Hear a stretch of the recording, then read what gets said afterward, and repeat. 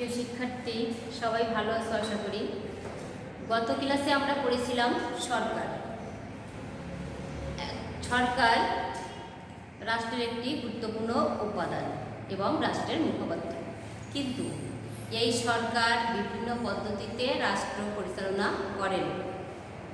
যেসব পদ্ধতিতে সরকার রাষ্ট্র পরিচালনা করেন তার থেকে সারা বিশ্বের বর্তমান সময়ে সবথেকে গ্রহণযোগ্য শাসন ব্যবস্থা হচ্ছে গণতন্ত্র। গণতন্ত্র কথাটি একটি ইংরেজি প্রতিশব্দ ডেমোক্রেসি থেকে এসেছে।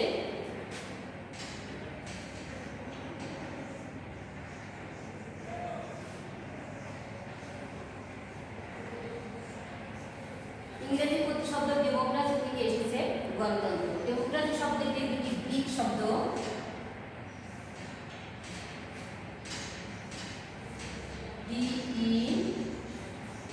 ডিমোস এবং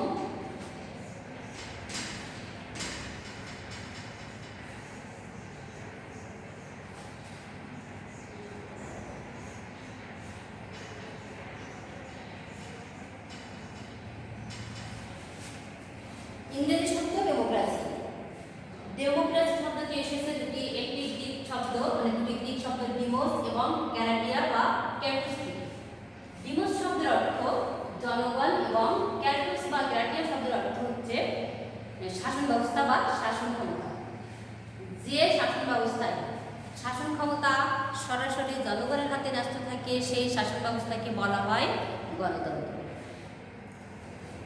গণতন্ত্রের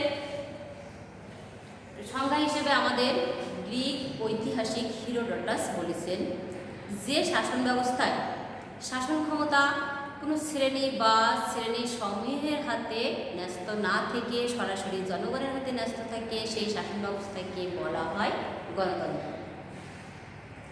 যে শাসন ব্যবস্থায় শাসন ক্ষমতা কোনো শ্রেণী বা বিশেষ কোনো শ্রেণী সমূহের হাতে থাকে না, এখানে জনগণ সরাসরি শাসন ক্ষমতায় অংশগ্রহণ করে এবং শাসন কার্য পরিচালনা করে, এরকম শাসন ব্যবস্থাকে বলা হয় গণতন্ত্র। এটা আমাদের গ্রিক ঐতিহাসিক হিরোডোটাসের মতে।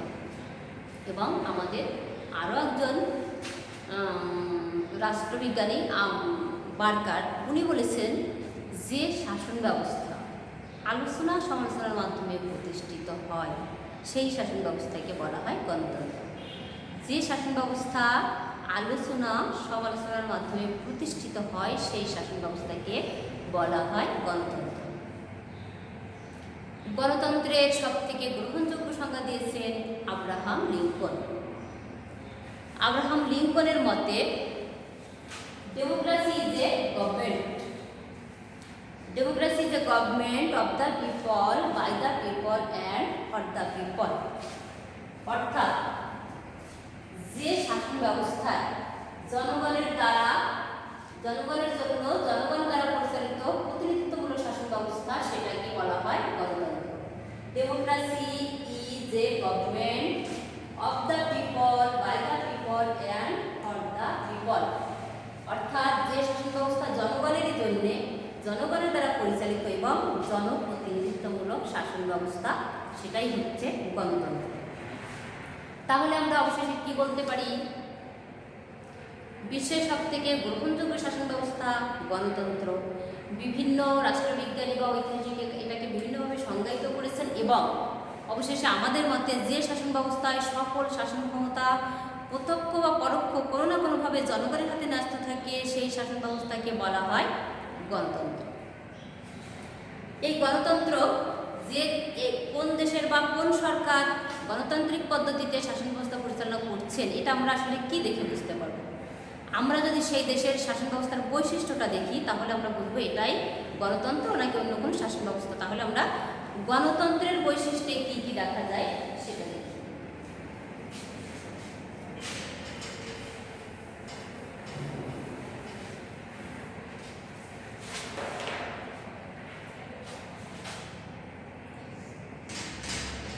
গণতন্ত্রের বৈশিষ্ট্য।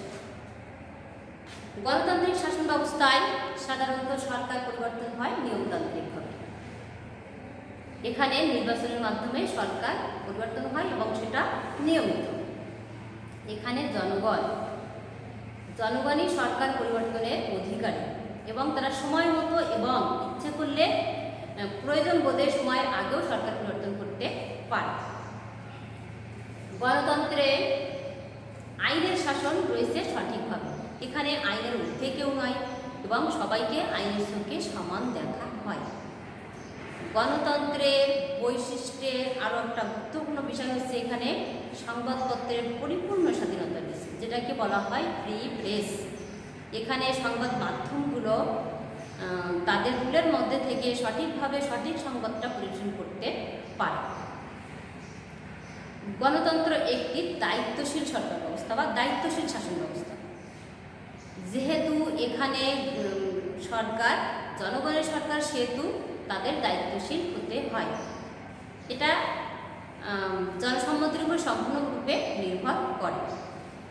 এখানে সুশাসন প্রতিষ্ঠিত হয়। গণতন্ত্রের আরেকটা গুরুত্বপূর্ণ বৈশিষ্ট্য হচ্ছে সুশাসন।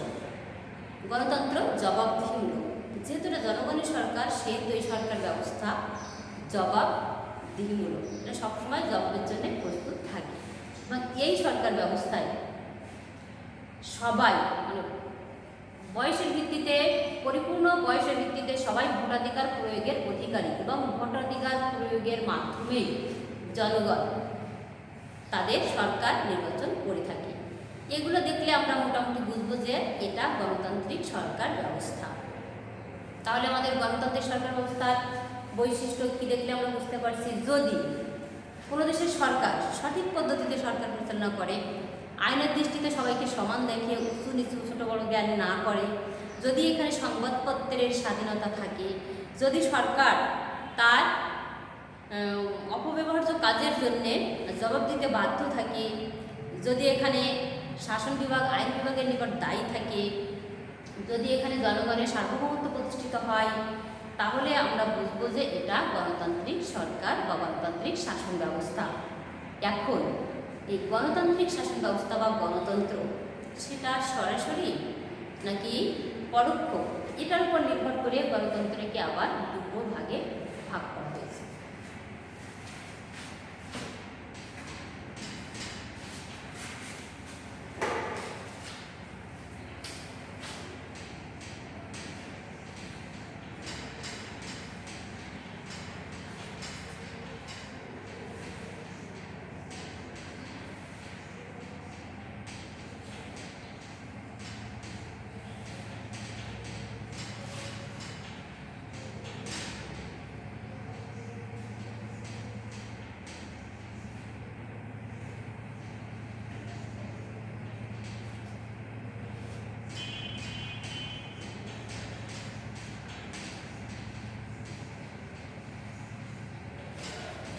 প্রত্যক্ষ, পরোক্ষ।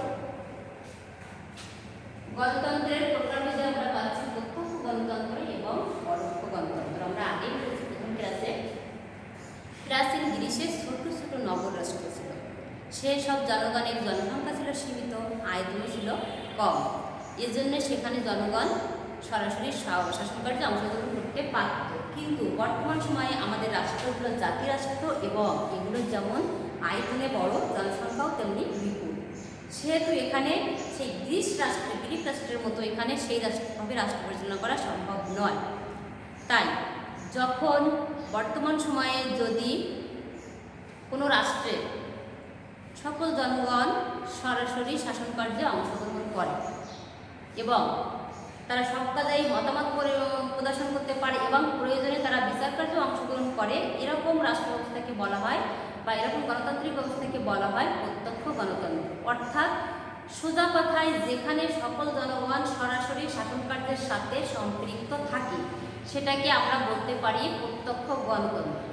কিন্তু বর্তমান সময়ে আমাদের রাষ্ট্রগুলো অনেক বড়, তাই এটা খুব একটা দেখা যায় না। তারপরও সুইজারল্যান্ডের কয়েকটি ক্যান্টন এবং আমেরিকা যুক্তরাষ্ট্রের কয়েকটি স্থানীয় পর্যায়ের সরকার ব্যবস্থায় এখনও সরাসরি বা প্রত্যক্ষ গণতন্ত্র প্রচলিত রয়েছে। যদি কোনো রাষ্ট্রে সকল জনগণ সরাসরি শাসন কার্য, আলোচনা সমালোচনা, সিদ্ধান্ত গ্রহণ এবং বিচার কার্যে অংশগ্রহণ করতে পারে, তাহলে এই সরকার ব্যবস্থাকে বলা হয় প্রত্যক্ষ গণতন্ত্র। বর্তমান সময়ে এটা খুব একটা দেখা যায় না এবং সেটা সম্ভব নয়। সুইজারল্যান্ডের কয়েকটি ক্যান্টন এবং আমেরিকা যুক্তরাষ্ট্রের কয়েকটি স্থানীয় পর্যায়ের সরকার ব্যবস্থায় এটা এখনও লক্ষ্য করা যায়। যেহেতু এটা কমে গেছে এখন, সেহেতু সেটাকে মাথায় রেখে বর্তমান সময়ে আমরা যে গণতন্ত্রটাকে আমাদের প্রয়োজনে ব্যবহার করছি সেটা হচ্ছে পরোক্ষ গণতন্ত্র। সেটা পরোক্ষ গণতন্ত্র। পরোক্ষ গণতন্ত্রটা কি? যেখানে যেহেতু আমাদের বর্তমান সময়ের আধুনিক রাষ্ট্রগুলো জাতিরাষ্ট্র। জাতিরাষ্ট্র মিন্স এর আয়তন অনেক বড় এবং জনসংখ্যাও অনেক বেশি। আমি একটা উদাহরণের মাধ্যমে বলি, যদি কোনো জায়গায় সর্বোচ্চ 2-4-5 হাজার বা কয়েক শত বা 2-4-5 হাজার লোক হলেও মোটামুটি পক্ষে কোনো না কোনোভাবে সবার মতামত সবাই গ্রহণ বা আদান প্রদান করা সম্ভব। কিন্তু সেই 2-4-5 হাজারের জায়গায় যদি 2-4-5 লক্ষ বা 2-4-5 কোটি বা 20 কোটি লোক হয়, সেখানে সবাই সবার মতামত গ্রহণ করা বা আদান প্রদান করা অতটা সহজ নয়। আমাদের রাষ্ট্রগুলো এখন জাতিরাষ্ট্র এবং যেহেতু বড় এবং আমাদের লোক সংখ্যা যেখানে কম, যেমন আমাদের রাষ্ট্র ছোট, তারপরেও আমাদের লোক সংখ্যা 17 কোটির ঊর্ধ্বে। এইরকম রাষ্ট্রগুলোতে সরাসরি সকল জনগণ অংশগ্রহণ করা সম্ভব নয়। সেহেতু এইসব রাষ্ট্রগুলোতে জনগণের প্রতিনিধির মাধ্যমে শাসনকার্য পরিচালনা করা হয়। এখানেও জনগণ শাসনকার্যে অংশগ্রহণ করে, তবে সরাসরি নয়। সকল জনগণ তাদের মতামতের মাধ্যমে প্রতিনিধি নির্বাচন করে এবং সেই সকল প্রতিনিধির মাধ্যমেই আমাদের শাসনকার্যটা পরিচালিত হয় বা আমাদের দেশের শাসনকার্য সেই প্রতিনিধিদের উপর অর্পণ করা হয়। এই রকম শাসন ব্যবস্থাকে বলা হয় পরোক্ষ গণতন্ত্র। আমি তোমাদের আরেকটু পরিষ্কার করে বলি, যেমন সারা দেশকে কিছু ভাগে ভাগ করা হয়েছে। সেই ভাগটাকে আমরা একটা আসন বলি এবং সেই প্রত্যেকটা আসনে সেই এলাকার জনগণ এক একজন প্রতিনিধিকে নির্বাচন করে তাদের মতামতের মাধ্যমে। সেই প্রতিনিধিদের হাতে আমাদের জনগণ বা আমরা শাসন ক্ষমতা অর্পণ করি এবং তাদের মাধ্যমে আমাদের মতামত প্রকাশিত হয়। আমার এলাকার প্রতিনিধির মাধ্যমে আমার এলাকার যে জনগণ বা আমার মতামতটা আমরা পৌঁছে দিই, আর সেই প্রতিনিধির মাধ্যমে এই মতামত পৌঁছে যায় আমাদের কেন্দ্রে। অর্থাৎ আমরা এখানে সরাসরি কেন্দ্রীয় পর্যায়ে অংশগ্রহণ করতে পারছি না ঠিকই, কিন্তু আমরা আমাদের প্রতিনিধির মাধ্যমে আমাদের শাসনকার্যে অংশগ্রহণ করছি। যেহেতু আমরা সরাসরি অংশগ্রহণ করতে না পেরে একজন প্রতিনিধির মাধ্যমে অংশগ্রহণ করছি, এখানে একটু মাঝখানে আমাদের একটু দূরত্ব রয়ে গেছে, এই জন্য এটাকে প্রত্যক্ষ না বলে এটাকে বলা হয় পরোক্ষ গণতন্ত্র। বর্তমান সময়ে যেহেতু সব থেকে গ্রহণযোগ্য শাসন ব্যবস্থা হচ্ছে গণতন্ত্র এবং যেহেতু রাষ্ট্রগুলো এখন আর ছোট নয়, সেহেতু সব বিশ্বের প্রায় সব জায়গায় যেখানে গণতন্ত্র প্রচলিত রয়েছে সেখানে এই পরোক্ষ গণতন্ত্রটাই সাধারণত এখন প্রচলিত।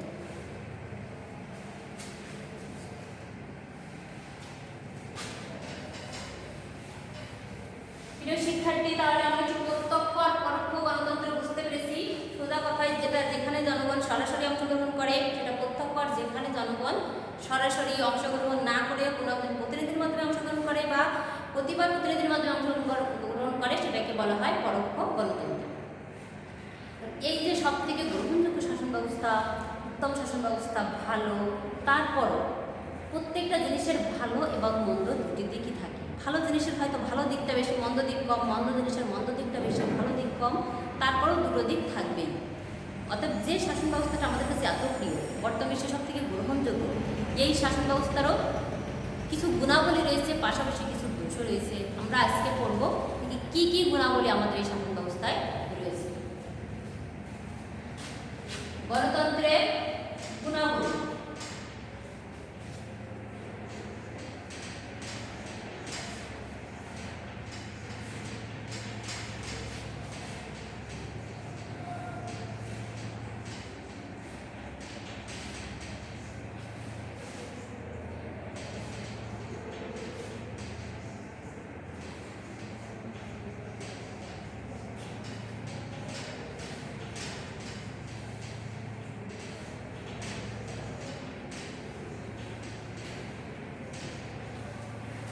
গণতন্ত্রের গুণাবলীর মধ্যে আমাদের একটি রয়েছে জনগণের শাসন।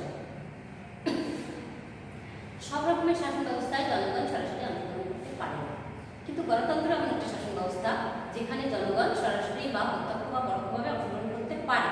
যেমন এখানে জনগণ অধিকাংশ জনগণের ভিত্তিতে প্রতিনিধি নির্বাচিত হয় এবং এই প্রতিনিধির মাধ্যমে রাষ্ট্র পরিচালিত হয়। যেহেতু জনগণ নির্বাচিত প্রতিনিধির মাধ্যমে রাষ্ট্র পরিচালিত হয়, সেহেতু জনগণের মতামতের উপর এই সরকারের স্থায়িত্ব নির্ভর করে। জনগণের কল্যাণের জন্য যদি এই সরকার কাজ না করে, তাহলে পরবর্তীতে এই সরকার রাষ্ট্র পরিচালনার দায়িত্ব নাও পেতে পারে। এই জন্যে এইরকম সরকার সবসময় জনগণের কল্যাণের দিকে নজর রাখে এবং জনগণের কল্যাণের উদ্দেশ্যে রাষ্ট্র পরিচালনা করে এবং এখানে জনগণের মতামতকে সর্বাধিক মূল্য দেওয়া হয়। এই জন্য এটাকে বলা হয় জনগণের শাসন ব্যবস্থা। জনগণের সার্বভৌমত্ব। গণতান্ত্রিক শাসন ব্যবস্থায় জনগণের সার্বভৌমত্ব প্রতিষ্ঠিত হয়। সার্বভৌমত্ব কথাটার মানে কি? আমরা গত ক্লাসে এটা পড়েছিলাম। সার্বভৌমত্ব মিনস যে ক্ষমতাটা সার্বিক সর্বতরূপে ব্যবহার করা যায়, কারোর উপর নির্ভর করতে হয় না। অতএব যে শাসন ব্যবস্থায় বা যে ক্ষমতায় সরকারের পরিপূর্ণ ক্ষমতা রয়েছে বা যে ক্ষমতায় জনগণের পরিপূর্ণ ক্ষমতা রয়েছে বা কোনো ব্যক্তির কোনো কিছুর পরিপূর্ণ ক্ষমতা রয়েছে, সেটাকে বলা হয় সার্বভৌম ক্ষমতা বা সার্বভৌমত্ব, মানে পরিপূর্ণই ক্ষমতা। গণতান্ত্রিক শাসন ব্যবস্থা যেহেতু জনগণের শাসন ব্যবস্থা, জনগণ দ্বারা পরিচালিত বা নির্বাচিত প্রতিনিধির মাধ্যমে রাষ্ট্র পরিচালিত হয়, সেহেতু এখানে জনসম্মতির উপর সরকারকে নির্ভর করতে হয়, আর সেই জন্য এখানে জনগণের সার্বভৌমত্ব প্রতিষ্ঠিত হয়। অতএব গণতান্ত্রিক শাসন ব্যবস্থায় জনগণের সার্বভৌমত্ব প্রতিষ্ঠিত হয়।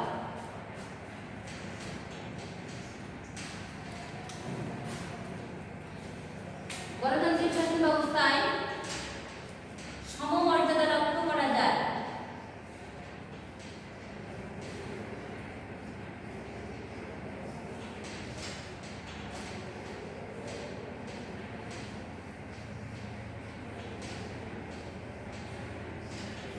গণতান্ত্রিক শাসন ব্যবস্থায় সমমর্যাদা এবং সমতায় এই দুটি জিনিসই লক্ষ্য করা যায়। গণতান্ত্রিক শাসন ব্যবস্থায় জাতি, ধর্ম, বর্ণ, শিক্ষিত অশিক্ষিত, ধনী সবকিছু মিলায়ে এখানে সবাইকে সমান অধিকার দেওয়া হয়। বিশেষ কোনো শ্রেণী এখানে বিশেষ কোনো অধিকার ভোগ করতে পারে না। ওই কারণ আমাদের ওই উপরেরটাই, যেহেতু এখানে সংখ্যাগরিষ্ঠের শাসন, গণতন্ত্র যেহেতু সংখ্যাগরিষ্ঠের শাসন, এখানে কোনো জনগণকে বাদ দিয়ে শুধু বিশেষ কোনো শ্রেণী উপস্থিতি হলে সেখানে সংখ্যাগরিষ্ঠতা কমে গেলে কোনো লাভ নেই। সেই জন্যে এখানে সকল শ্রেণীর লোককে মূল্যায়ন করা হয় এবং এই দৃষ্টিকোণ থেকে দেখা যায় যে গণতন্ত্র সমমর্যাদার অধিকারী, এখানে সবাই সমান মর্যাদা পায়, কোনো শ্রেণীর বিশেষ কোনো সুযোগ সুবিধা ভোগ করতে পারে। সাম্যতাও এখানে প্রতিষ্ঠিত হয়। এখানে সকল শ্রেণীর জনগণ নির্বাচন যোগ্যতা অনুযায়ী নির্বাচনে দাঁড়ানোর অধিকার রাখে, ভোট দেওয়ার অধিকার রাখে, তারা আলোচনা সরকারের বিতর্কিত কাজের আলোচনা সমালোচনা করার অধিকার রাখে এবং সভা সমিতি করার অধিকারও এরা ভোগ করে। গণতন্ত্রে শুধু এটা সম্ভব। এই জন্যে এই গণতন্ত্রের গুণাবলীর মধ্যে বলা হয় যে যেমন এখানে যেমন সমমর্যাদা প্রতিষ্ঠিত হয়, তেমনি এখানে সাম্যতাও লক্ষ্য করা যায়।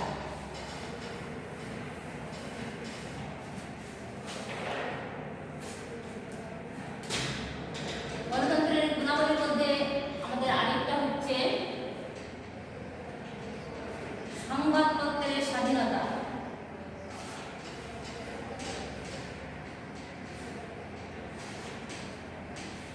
যেটা একটি রাষ্ট্রের প্রাণ।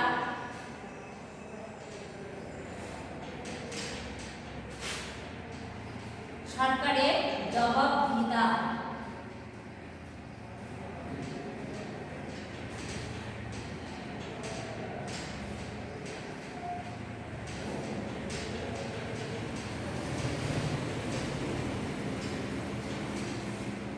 গণতন্ত্র জনগণের শাসন ব্যবস্থায় এবং এই শাসন ব্যবস্থায় সংবাদপত্রগুলো পরিপূর্ণ স্বাধীনতা ভোগ করে তাদের অধিকারের ক্ষেত্রে। এখানে সঠিক সকল তথ্যগুলো সংবাদ মাধ্যমগুলো সঠিকভাবে প্রচার করার স্বাধীনতা ভোগ করে এবং এই স্বাধীনতা নিশ্চিত করা হয়। এই জন্যে গণতন্ত্রের সংবাদপত্রের স্বাধীনতা লক্ষ্য করা যায়। অন্য ধরনের শাসন ব্যবস্থায় এই স্বাধীনতা না থাকতে পারে। সরকারের জবাবদিহিতা। জবাবদিহিতা অর্থ নিজের কাজের জন্য অন্য ট্রিবিউনের নিকট জবাব দেওয়া, প্রশ্নের সম্মুখীন হলে সেটার সমাধান করতে পারা। গণতন্ত্র যেহেতু জনগণের শাসন ব্যবস্থা, জনগণের সম্মতির উপর এটা নির্ভরশীল, জনগণের আস্থা না থাকলে এই সরকার ক্ষমতায় টিকে থাকতে পারে না। এই জন্য সরকার সবসময় জনগণের ইচ্ছার দিকে নজর রেখে রাষ্ট্র ব্যবস্থা পরিচালনা করে এবং তাদের জবাবদিহিতার দিকে এটা করতে যে সরকার জবাবদিহিমূলক হয়ে ওঠে এবং যেহেতু এই সরকারের জবাবদিহিতার দিকে নজর থাকে, অতএব এই সরকার ব্যবস্থা সবসময় স্বচ্ছ হয়। এটাও গণতন্ত্রের একটা বিশেষ গুণ।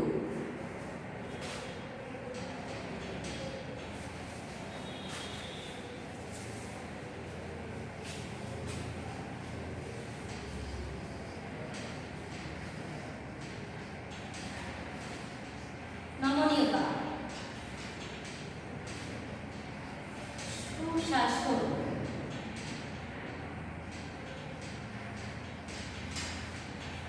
গণতান্ত্রিক সরকার ব্যবস্থার আরেকটা গুরুত্বপূর্ণ গুণ হচ্ছে নমনীয়তা।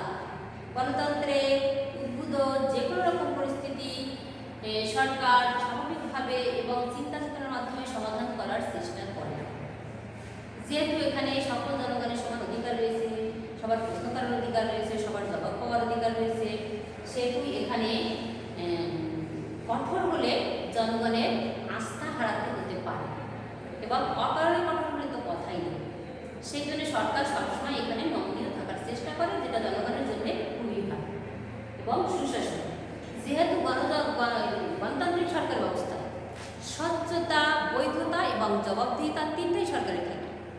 গণতান্ত্রিক সরকার ব্যবস্থায় স্বচ্ছতা, বৈধতা এবং জবাবদিহিতা তিনটাই থাকে এবং এই সরকারের ব্যবস্থায় সরকারের তিনটি বিভাগ স্বাধীনভাবে কাজ করতে পারে। এখানে জনগণের মত প্রকাশেরও স্বাধীনতা রয়েছে। এই জন্য এই শাসন ব্যবস্থাকে সাধারণত সুশাসন ব্যবস্থা বলা হয়। এই শাসন ব্যবস্থাকে, গণতান্ত্রিক শাসন ব্যবস্থাকে সুশাসন ব্যবস্থা বলা হয়।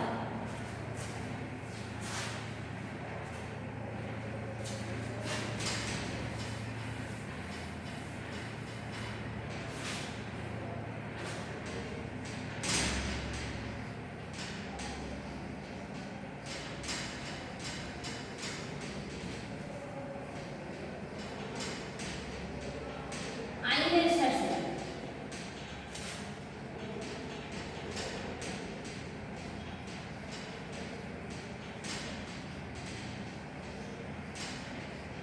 দেশপ্রেম, যেহেতু গণতন্ত্র সবসময় বলবো, বারবার বলবো, তোমরা সেটা বুঝবে, গণতন্ত্র মানেই জনগণের শাসন ব্যবস্থা।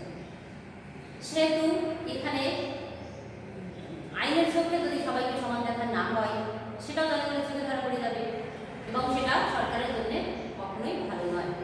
সেই জন্য এখানে আইনের চোখে সবাইকে সমান দেখা হয়। এখানে বিচারের মাধ্যমে সবার সকল সমস্যার সমাধান করা হয় এবং বিনা বিচারে কাউকে আটক রাখা গণতন্ত্র সমর্থন করে না। অতএব গণতন্ত্রের এটাও একটা গুরুত্বপূর্ণ গুণ।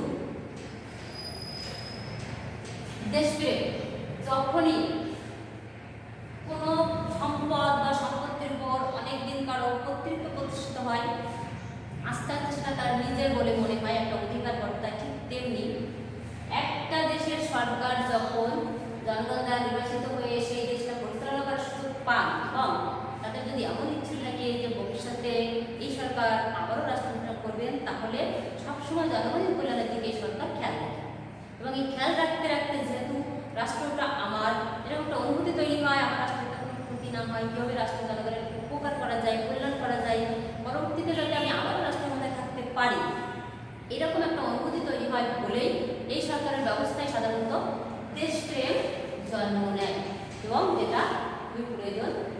একাধিক রাজনৈতিক দল,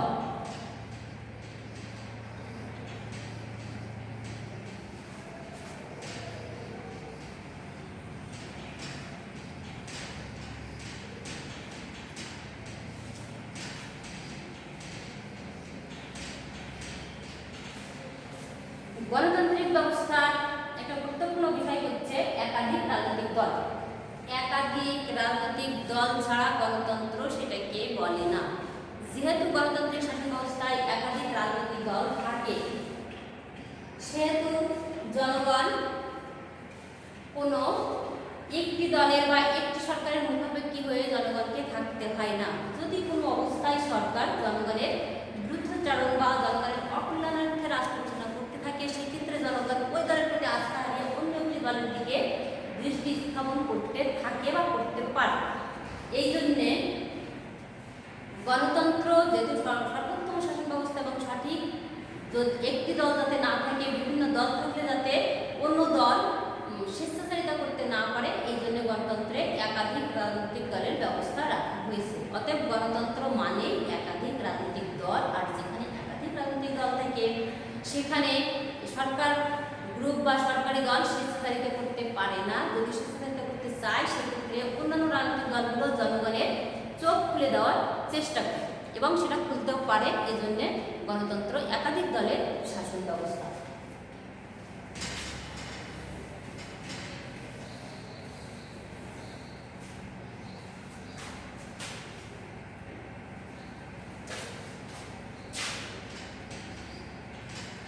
ক্ষমতার অপব্যবহার রোধ।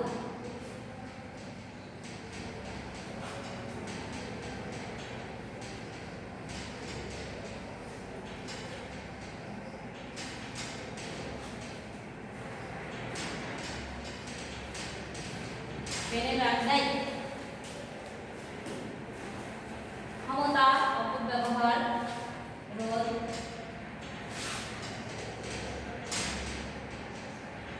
সংখ্যালঘুর স্বার্থ সংরক্ষণ,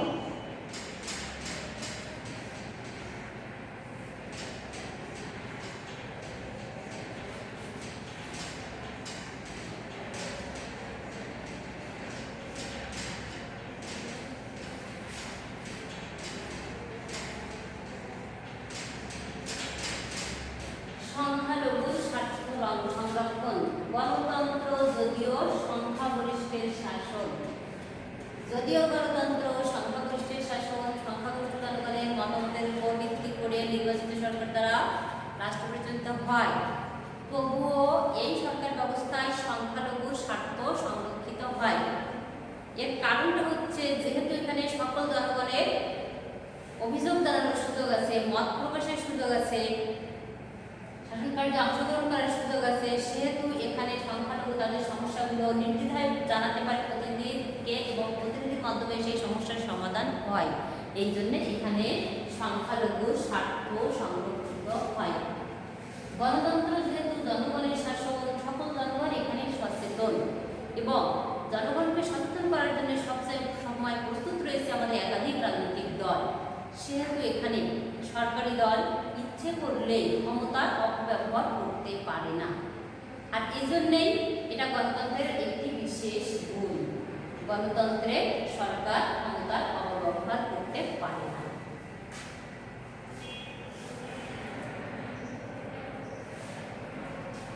গণতান্ত্রিক সরকার যেহেতু জনগণের সরকার, এই সরকার সবসময় জনগণের কল্যাণার্থে কাজ করে এবং কিভাবে জনগণের কল্যাণ করে জনগণকে আরও সমৃদ্ধশালী এবং উন্নত জীবন দান করা যায়, দেওয়া যায়, তার জন্য সুন্দর পরিকল্পনা করে জনগণের জন্য সুন্দর পরিকল্পনা করে সেইভাবে রাষ্ট্র পরিচালনা করেন।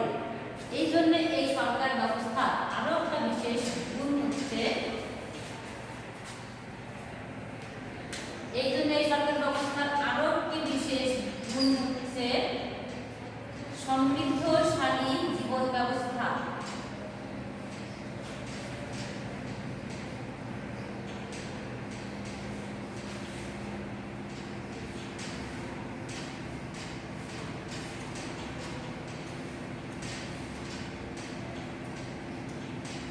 সমৃদ্ধশালী জীবন ব্যবস্থা যেহেতু সরকার এখানে জনগণের কল্যাণার্থে কাজ করে, পরবর্তীতে ক্ষমতায় আসার ইচ্ছা থাকে, রাষ্ট্র কল্যাণ করার ইচ্ছা থাকে, এই জন্য সেই অনুযায়ী পরিকল্পনা গ্রহণ করে এবং সেই অনুপাতে রাষ্ট্র পরিচালনা করে জনগণের কল্যাণের জন্য। এই জন্য গণতান্ত্রিক সরকার ব্যবস্থায় অবশ্যই জনগণ একটি সমৃদ্ধশালী জীবন আশা করতে পারে। এটাও গণতন্ত্রের একটি গুরুত্বপূর্ণ গুণ। তাহলে প্রিয় শিক্ষার্থী, আজ আমরা যা পড়লাম গণতন্ত্র। গণতন্ত্রটা কি? জনগণের শাসন ব্যবস্থা। এটা এসেছে একটি ইংরেজি শব্দ ডেমোক্রেসি। ডেমোক্রেসির বাংলা প্রতিশব্দ গণতন্ত্র এবং ডেমোক্রেসি শব্দটা দুটি গ্রিক শব্দ থেকে এসেছে। কি শব্দ? গ্রিক। এটা কিন্তু আমাদের একটা অবজেক্টিভ প্রশ্ন, গুরুত্বপূর্ণ। ডেমোক্রেসি শব্দটা এসেছে দুটি গ্রিক শব্দ ডিমোস এবং ক্যারটোস বা ক্যারাটিয়া। এটাও আমাদের একটা অবজেক্টিভ প্রশ্ন।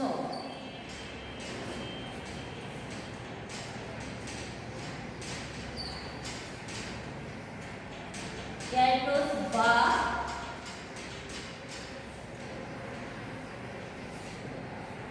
প্রিয় শিক্ষার্থী খেয়াল রাখবা, এটাও আমাদের একটা গুরুত্বপূর্ণ অবজেক্টিভ প্রশ্ন, এমনকি ফাইনালের জন্য, এবং এটাও আমাদের একটা গুরুত্বপূর্ণ অবজেক্টিভ প্রশ্ন। একটা অধ্যায় পড়লে টপ টু বটম প্রত্যেকটা কথা আমাদের মনে থাকে না, না আমার থাকে, না কারো ছিল, না তোমাদেরও থাকবে, কিন্তু গুরুত্বপূর্ণ কথাগুলো মাথায় রাখতে হয়, তাহলে আমাদের যে উদ্দেশ্যে লেখাপড়া করা সেই উদ্দেশ্যটা সফল হয়।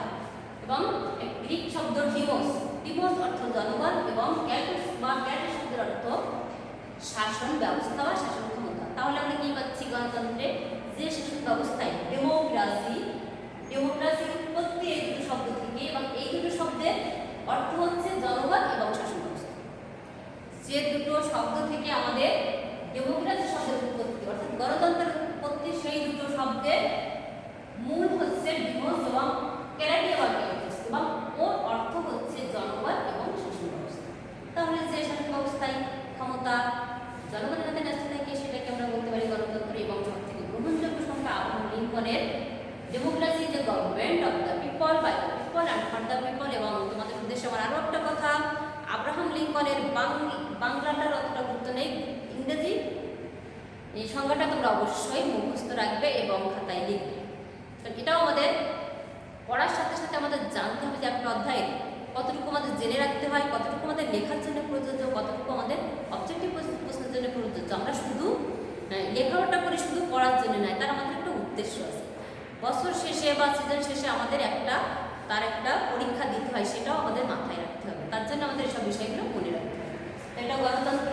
গণতন্ত্র আবার দু রকমের হতে পারে, প্রত্যক্ষ এবং পরোক্ষ। যেটা সরাসরি জনগণ অংশগ্রহণ করে সেটাকে বলা হয় প্রত্যক্ষ, এবং যেখানে জনগণ সরাসরি অংশগ্রহণ না করে প্রতিনিধির মাধ্যমে ঘোষণা করে সেটাকে বলা হয় পরোক্ষ। তবে সুইজারল্যান্ড এবং আমেরিকা যুক্তরাষ্ট্র ছাড়া প্রায় আর কোথাও সারা বিশ্বে প্রত্যক্ষ গণতন্ত্র প্রচলিত নেই, এবং সারা বিশ্বে এখন পরোক্ষ গণতন্ত্র প্রচলিত। তবে এটাও আমাদের একটা অবজেক্টিভ প্রশ্ন হিসেবে আসতে পারে যে কোথায় এখনও সরাসরি প্রত্যক্ষ গণতন্ত্র দেখতে পাওয়া যায়। এটা তোমাদের জন্য প্রশ্ন তোমরা খুঁজে বের করবে, যদিও আমি আর মাঝখানে দুবার বলেছি। অ্যাট লাস্ট হচ্ছে গণতন্ত্রের বৈশিষ্ট্য অধিক লোকের শাসন। অনেক সময় এটা মূর্খ লোকের শাসন হয়ে বসে অধিকতার জন্য, এবং এটা জবাবদিহিমূলক সরকার, দায়িত্বশীল সরকার। এখানে আমাদের সংবাদপত্রের স্বাধীনতা রয়েছে, যেটাকে বলা হয় ফ্রি প্রেস। এটাও একটা গুরুত্বপূর্ণ জিনিস, ফ্রি প্রেস। এবং এখানে আইন হিসেবে সবাইকে সমান দেখা হয়, এবং গণতন্ত্র একাধিক গুণে গুণান্বিত, যদিও এর কিছু দোষ রয়েছে যেটা আমরা আগামী ক্লাসে দেখব। তবে আজকে আমরা এই পর্যন্ত। তবে তোমরা এই পড়াটা শুধু ক্লাস দেখলে হবে না, ক্লাসও দেখবা এবং সাথে সাথে বই খুলে পড়াটা পড়বা। আজকের মতো এই পর্যন্ত, ধন্যবাদ। আগামী ক্লাসে আমরা গণতন্ত্রের দোষ পড়ব।